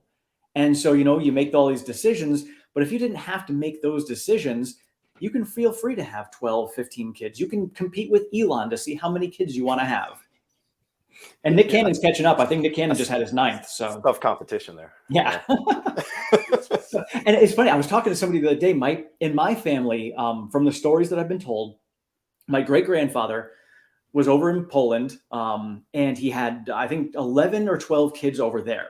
And then he ended up coming over to the United States. I think his wife ended up passing away. He came over to the United States, and he was 60 years old. He married an 18-year-old woman and had another 12 kids with her. Wow. So I was like, all right, Elon. I was like, it's in my genes. I'm gonna work on this. I'm gonna hit 60 and start pumping out some kids. So we'll see what happens. Good luck. Oh man. All right. Let me see if there's any more questions here. We've been on for an hour and a half. Dr. Jack, thank you for all this time. I appreciate it. Absolutely. It doesn't feel like an hour and a half. Yeah. No, definitely not. So many. Oh, here's a good one. Many diseases have psychosomatic origins. Do you think AI might help preventing or cure them in the future? Yeah, I mean, if one thing that this pandemic has shown us, right, is how lonely people can be, right? I mean, we live during this, age of, information and, the internet. And I mean, thanks to Moore's law, the computers are so powerful and all that stuff, but people get lonely, and it's a lonely world out there. And I mean, that manifests itself in all sorts of ways, in very interesting ways, that I've also seen clinically. And I mean, if anxiety and depression is just so rampant now, especially after the pandemic. And and then you look at COVID and long COVID. I mean, that's two of the biggest sort of psychological issues of long COVID is anxiety and depression afterward. And so, I see that clinically as well. And so, yeah, I do think it's going to play a big role. Nice. Yeah. And I know for me, like, I've been blessed. I've known plenty of people. I work with guys, like one of my guys just went out with COVID earlier this week.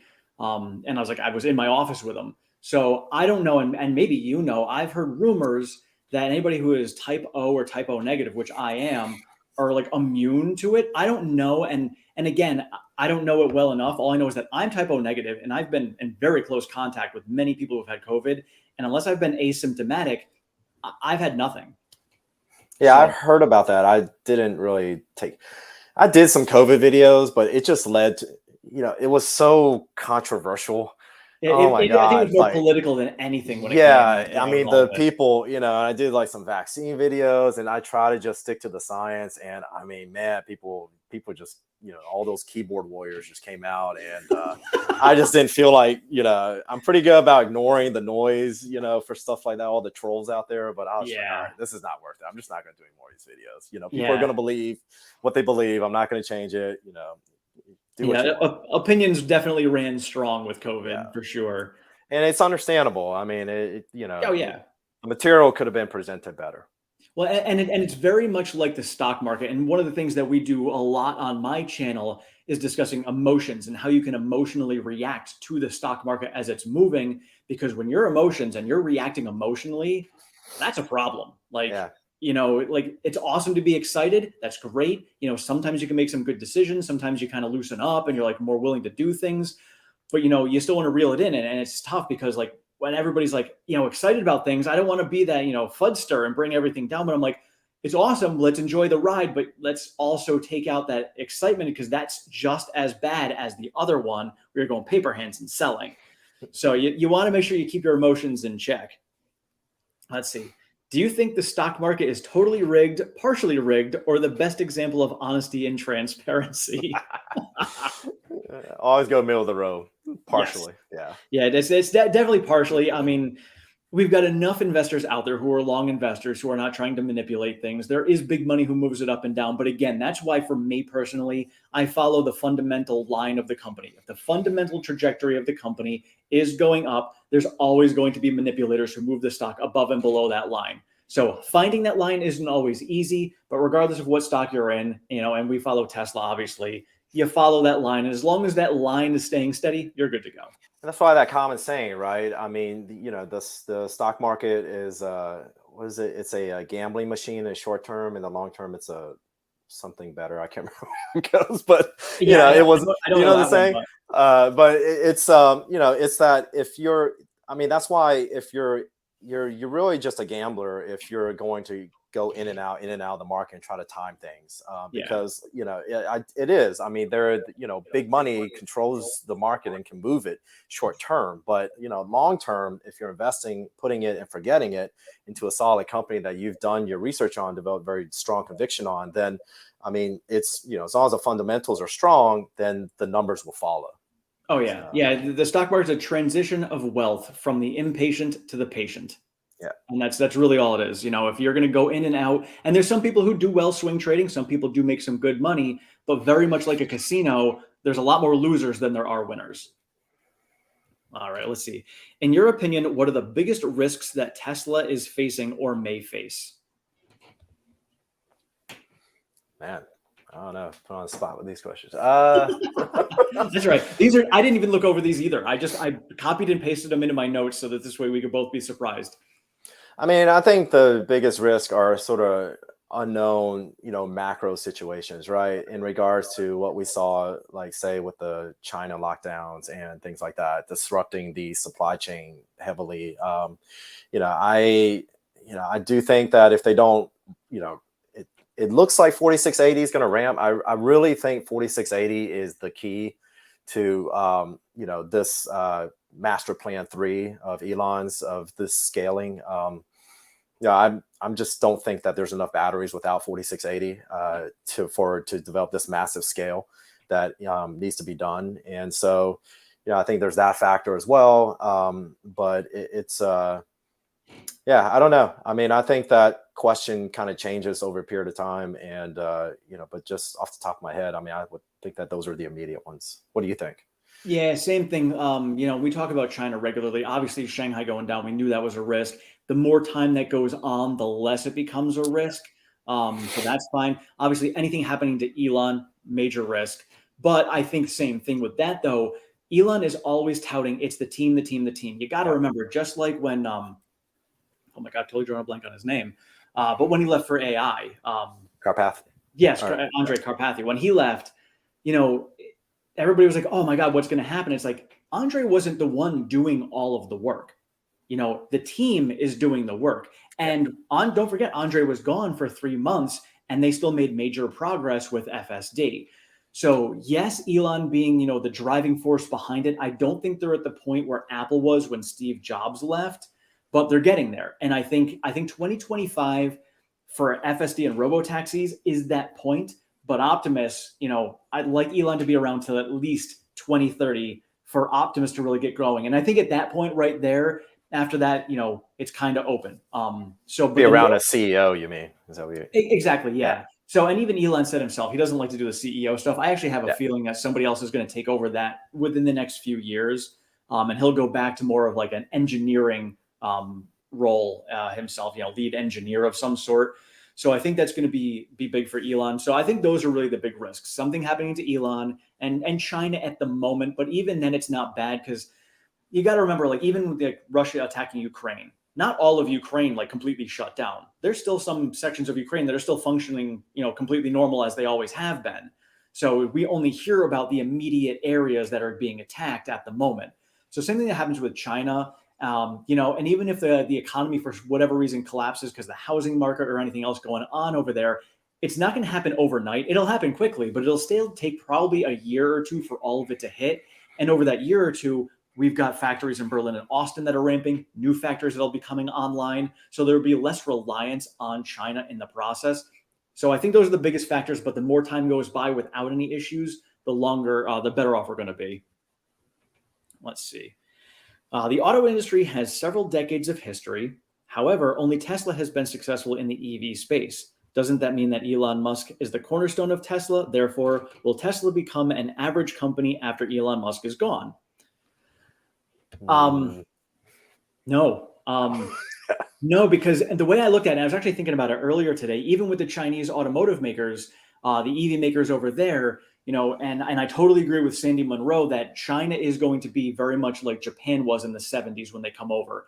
And China is going to come over and they're going to have a massive chunk of the market, probably 25 to 30% of the market. And then Tesla's going to have like 25 to 30% of the market, and everybody else is going to share the rest of it. But even the EV makers over in China are only EV makers. BYD is supplying some batteries. Maybe they get into some battery stuff as well. But how many of them are doing AI? Maybe they do robotaxis. I wouldn't doubt it. That's going to be a big piece, robotaxis and some sort of FSD. But AI, when they're doing that, I mean, there's going to be so much more that they're not doing that I think is going to be significant. Yeah, I mean, I tweeted something out today. It was, once the March of Nines, right, that Elon calls it, in regards to the level of safety of, true level 5 autonomous driving, it's, when a vehicle, say, or a program inside of a vehicle is showing to be, say, I don't know, 50 times safer than a human driver. I mean, at what point does it become where, it is irresponsible not to have that program inside of your car? I mean, you can think of it like a seatbelt, right?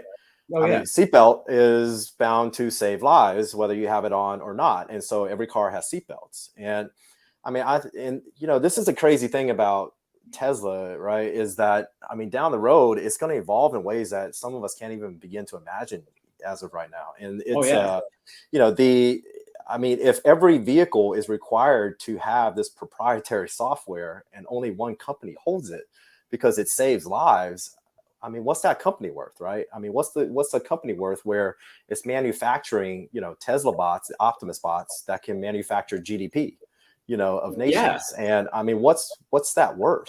And it's kind of mind-boggling Yeah. when you think And when about you it. think about GDP, gross domestic product, on a one country scale, that's a lot. When you start looking at humanity as a multiplanetary species, then you start looking at the universe. You can just keep on expanding everywhere, which means that GDP can expand infinitely. Yeah, It doesn't end. And if we extend our lives to 400 years old, we might be able to see us on a few planets. Who knows? that's right. But it's seriously, I mean, and that's the hard part that people can't fathom is like when you get down to the GDP level of it, it's what can we produce and how quickly can we produce it? And if you don't need downtime because machines are producing all of it all the time, you can just grow your race a lot. Like you can grow humanity to levels that you can't even fathom. I love Let's that see. saying by Tom Kernet down there. The student always Oh yeah, outshines yeah. the teacher. With Elon moving to another position, others will step up and shine. That's Yeah, I mean, and I think that's exactly what happened with Andre. I think Andre leaving is going to allow others to step up and shine. A-Shock, we've already seen stepping up and shining. yeah, And everybody's going to have their time in the spotlight. And I know being in Tesla's spotlight, that's hard. Like that's part of the reason why Andre left, I think, is because, there's a lot of pressure there. There's a lot of burnout from doing it. We've heard it from Farzad himself. It's just the pace of it. My buddy who works at Apple, he's like, the pace over there is insane. And Tesla is like 5 times faster than Apple. So if you're kind of moving at that pace, it's quick to burn out. But again, there's some people who thrive on that. Some people, like for me right now, I'm getting to the point of burnout at my job. But I know there's people who want to step into that role because they want to thrive from it. It's going to be no different with that as well. There's going to be people who want to jump into that role when the people at the top and that teacher is burning out. yeah. Let's not forget, right? I mean, Tesla and SpaceX. I mean, they intermingle a lot of their engineers, their programmers, and all their employees. And it's they're the top places that the top engineering schools and programmers and I don't know about programs, but engineering schools and things like that want to work at too. So I mean, they're the talent trickling into these companies is phenomenal too. So Oh yeah, the best of and the I mean, best. what other company out there allows their employees to be like, oh, you know what, you're tired of doing some engineering with Tesla? Why don't you go over to SpaceX for a little while and enjoy Yeah, it how over cool there, is that? and then come on back? I mean, seriously. And now another question is, speaking of student and teacher, do you think Elon is actually going to create TITS, the Technical Institute of Technology and Science? I do. I think I do I hope too. he does because our the U.S. educational system to me needs a complete revamp. Yeah. It's a system based off of the industrial age, right? Where you're standing next to Bob, and Bob has to put a bolt in, and you have to screw it in for the assembly line. So as long as you come out well rounded, you can get a job at the plant. And I mean, when was the last time someone got a job for being well rounded? I mean, we need technical trade schools. We are losing that battle here in the U.S. and it needs a revamp, and I think if he develops tits, I think we saw him in Greece. He awesome. already has tits. All right. Yeah, it's anyway. But and I thought about it too. It's the same thing. And of course, not to get too political on this, but we just saw, the student loan forgiveness come out, and I'm like, look, if you really cared, you would actually solve it at the root of the problem. That's what I like to do. And we didn't see them say, hey, banks, you need to pay this, not taxpayers, because the banks are the ones who took the money in the first place. Make the banks pay it back. Shut down the price of the tuition as it is because it's way too expensive. The return on your investment for getting a degree is not what it used to be. So Elon is already trying to do that with Twitter and opening it up to a more open forum for talking and sharing your thoughts. He can do that with the college as well. And thinking about the fact that talent, they always want to have, they're trying to put factories up where the best talent is. Well, if you create the places where the talent is, then you can basically train them. You can literally teach students coming right out of high school what you want to do, and then it can go down to a lower level. You can have trade schools at a high school level where they're now training the kids to be able to go to a technical school and then become exactly what they want. And now they're getting even better engineers because they're training them themselves from an early age. Yeah, and I love it, right? Because there already is a version of this supposedly set up by him, and I mean, there's no there's no grades, like meaning, it's not first grade, second grade, third grade. Like people learn at the pace that they learn. So, as opposed to the current educational system, I mean, you're going to have, there's life's a bell-shaped curve, right? I mean, you got some people that are going to learn faster, some are going to learn slower, but everybody has to kind of conform to this bell-shaped curve. So, you have people that can like excel, but they're being held back, and God knows what they would accomplish if you let them run, right? So it's that we need to nurture those minds. I mean, we need to nurture all minds, but I mean, we should not be holding people back just because of set parameters. Oh yeah, that drives me nuts. And I was one of them. I was never a good kid for school. Like elementary school was fine. I got through that. But as soon as I got to where it was like strict curriculums and I had to do this and I had to do homework, I'm like, that's not where my mind wants to go. I want to expand my mind in so many different areas. And what you guys are teaching me is like, it's a waste of my time. That's what I felt when I was growing up. And some of the things I learned, I look back and I'm glad I did it. But for the most part, it's like, no, I wish I had a school like that where I could be there and like, hey, here's some creativity, have at it. Let's see what you can do. Show me what you can do. And then we'll take it from there and say, hey, you know what? You thrive at this. Let's try some of these things over here. And I would love to see for him to be able to get that up and running. Let's see.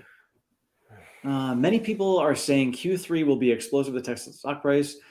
What do you think? Rough estimate would be nice. What do you think Tesla stock will be after Q3 numbers?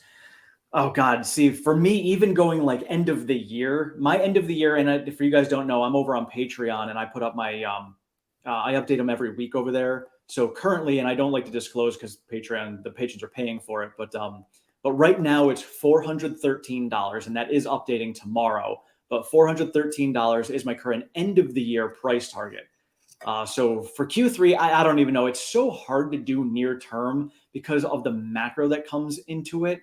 So when I put out my price targets of like a 413, I say, very similar to, like we're on the fundamental line here. So fundamentally, I think we should be at $413 at the end of the year.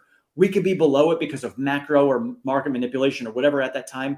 We could be at 500 above it because of the same reason. But I think on a fundamental basis, 413 makes sense. So for Q3, I couldn't even venture a guess. Yeah, I would agree with that. I mean, who knows? I mean, I could see it easily shooting up 20, 30%, easily after the numbers come out. And thinking about the timing of it, I think about last year, we had production and deliveries numbers come out. Then we had the Hertz news come out. Then we had the Q3 earnings come out. And the stock price shot up to all-time highs. And then 2 weeks later on my birthday, Elon decides that he wants to start selling his stock to pay off all the stuff. And I'm like, to me, I ended up having, that's where I really taught myself to control my emotions because I'm like, ooh, this is a buying opportunity. Now I can buy. It's not a fundamental thing. I taught myself the difference between fundamentals and, stock manipulation and the fact that sometimes CEOs sell because there's a problem with the company. Elon was selling for a totally different reason. But, you look at the difference in the stock price between the end of October and the end of November was significant. So don't forget, I mean, the catalyst that came out of nowhere, right, was that we got to kind of factor in Elon buying back into Twitter if this whole Twitter thing goes in his favor, right? I mean, because which it looks like it is. I mean, Twitter's, man. Oh, yeah. I can't imagine. They're in some hot water. They might be in some hot water with the SEC, but I mean, listen to Gary Black, and I try to take everybody's, and it sounds like Elon's probably going to have to buy it. Elon hasn't sold his Twitter shares yet. So that leads me to believe that Elon does not think that this is locked up or anything. I think he wants to buy it. I think he does want to buy it because even though he said he would start his own platform, I don't think the amount of work and effort that would go into creating it, there's already a ton of the Tesla community over there. And I know he's doing it for an open forum for everyone, but there's already enough people on Twitter right now to be able to create your own and then have people come onto that platform. It's kind of easier to take a platform that already has a ton of users, even if a good chunk are bots. It's good to have that platform to be able to build off of that and, kind of tweak it and make it your own rather than starting from scratch. Because the baseline of the platform isn't a bad one. It's just, it needs some updating. Let me see. I don't know if there's anything else. I have no more other questions. Is there anything else you wanted to discuss tonight, Jack? I mean, I can't believe it's been almost 2 hours, man. Yeah, no kidding. I was like, oh my God, what am I going to talk about for like an hour with Tim? I mean, it's here we are sitting in 2 hours. It's, I just love talking about this stuff. I mean, I love talking about health. I love talking about Tesla, and I mean, thanks for having me here, and Oh, yes. you know, to your viewers too, and for the questions. And Yeah, where can man. people find you? I know you're on YouTube and Twitter, so share your links there. Yeah. Just go to my YouTube channel, Dr. Jack Has Your Back, and you know, Twitter's just main for Tesla, but my YouTube channel is mainly for, you know, health and everything else, just sharing of The knowledge. dichotomy of Dr. Jack between the two. And I do have the links to both Jack's Twitter page and his YouTube, both in the description below if you guys want to check him out there. So otherwise, Jack, thank you so much for all of your time tonight. It has been awesome. Absolutely. Thank you, everyone in the comments. This has been fantastic. We will definitely have Jack on again. Otherwise, we will see you guys all later. Thank you so much. Cool. All right.